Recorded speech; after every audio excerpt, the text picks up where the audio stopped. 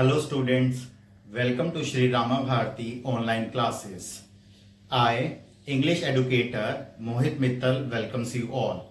Moments Supplementary Reader Chapter 1 The Lost Child by Mulk Raj Anand.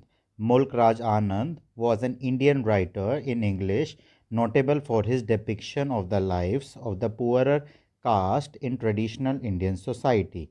Now let's come to the chapter. It was springtime, and the people in colorful attire were going to the fair. A child, along with his parents, was going to the fair and was very excited and happy, as you can see in the image given. Now, see the child and his father, you can see, and you can see the child tempting for the things like balloons and other things which are available in the fair. The child was fascinated by the stalls of toys and sweets. Though his father got angry, but his mother pacified him and diverted his attention towards other things. See what mother used to do? Mother used to either get a bit angry or make him diverted to the other things. The child moved forward, but once again lagged behind because his eyes were caught by one thing or the other every now and then. As they moved forward, the child got demurred by the decorative items on the stall. See now what was happening? The child was seeing other things and he was attracted. His mouth watered, seeing sweets decorated with gold and silver leaves. I want Burfi. But he did not wait for his parents' reply, as he knew very well that his parents will never agree to buy Burfi for him, since he could understand that father was denying for every want or desire made by him. They would say he was greedy, therefore he kept moving. Now, then he witnessed beautiful garlands, but he didn't ask for it because he knew that father would not agree to get the garland also.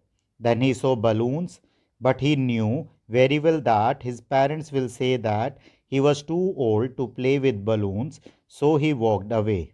Then he saw a snake charmer, a roundabout swing. See, he saw one snake charmer and some swings, etc. There again, his wants and desire, or he was fascinated towards the same.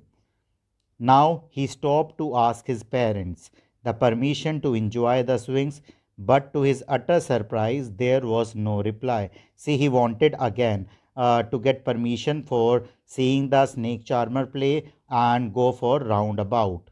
But he knew that they won't agree, but he tried, and there was no reply.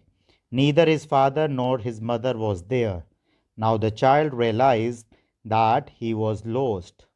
He ran here and there, but with no fruitful result. He ran and there, but with no fruitful result. See in the image also you could see the crowd, and you very well know about the fair, etc. The place was too overcrowded. He got terrified. He was scared.